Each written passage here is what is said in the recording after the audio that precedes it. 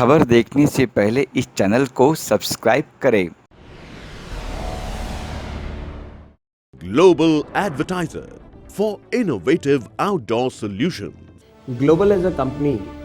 it has never compromised on its service quality and commitment.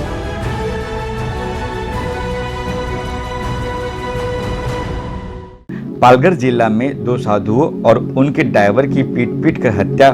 कर दी गई। यह मामला तूल पकड़ रहा है।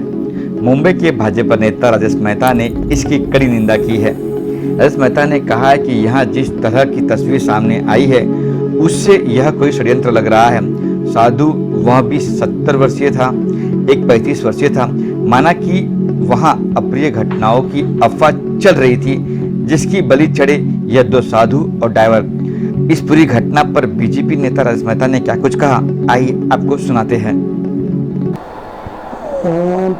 जिस घटना की आप जिक्र कर रहे हैं वो पालघर के कासा क्षेत्र में हुई है, पुलिस थाने के अंतर्गत, और बहुत ही अमानवीय घटना, बहुत ही एक जिसको बोलते हैं ना कि एक लोकतंत्र पे कुठाराघात, और बहुत दुर्दैव से ऐसी घटना नहीं होनी चाहिए, लेकिन एक ऐसी घटना को अंजाम दिया है वो बहुत ही, मैं उसका निषेध करता हूँ। और जिस तरह से 17 तारीख की शाम को कुछ साधु कांदीवली से अपने सूरत में अपने गुरु के अंतिम संस्कार के लिए जा रहे थे, ऐसे निरपराध साधुओं को वो जा रहे थे अपने जो अहमदाबाद मुंबई हाईवे को पकड़ के, लेकिन पुलिस का कुछ कोरोना की वजह से काफ़ी पुलिस भी रोड पर है और सभी को कोरोना के हिसाब से उनका भी ड्यूटी वो दे रहे, अंजाम दे रहे, उसमें कोई दो राय नहीं है। और उन्होंने उससे बचने के लिए उन्होंने शॉर्टकट जो रास्ता अपनाया और पालघर के रास्ते से वो अपने जो शीशोर के एक रास्ता होता है वहाँ से वो लोग जाने लगे और 200-300 लोगों की भीड़ ने उनको रोका। और ये जब रोका तब ऐसे 2-3 दिनों से वहाँ पे इस तरह का रूमर्स चल रहा था कि कोई किडनी चोर आ रहा है, कोई चोर करने आ रहे हैं, चोरी करने आ रहे हैं, और उनको उस भीड़ ने पकड़ करके और बुरी तरह से उसको, गाड़ी उनकी थी वो इको गाड़ी से जा रहे थे, मारुति कार की इको थी, और उसमें से उसको गाड़ी को उन्होंने पलटी कर दी और उस भीड़ ने 200-300 की भीड़ ने बहुत बुरी तरह से, जिसको हम लोकतंत्र के अंदर में जिसको हम बहुत शर्मनाक घटना हम कह सकते हैं कि साधुओं पे इस तरह का, क्योंकि उनके कपड़े भी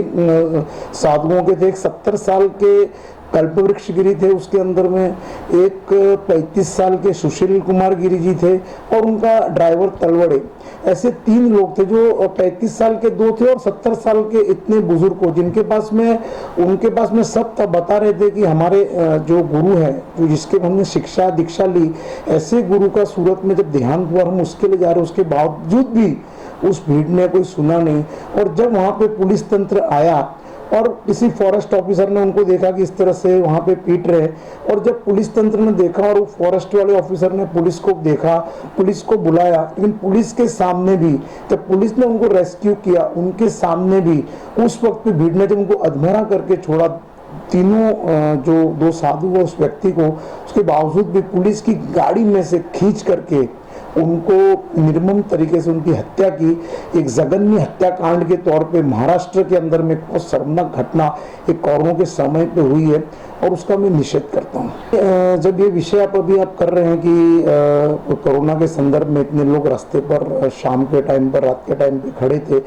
लेकिन मैं आपको छोटी सी घटना याद है। 3 दिन पहले ठीक उसी जगह पे एक गाड़ी में डॉक्टर वल्लवी वो जा रहे थे,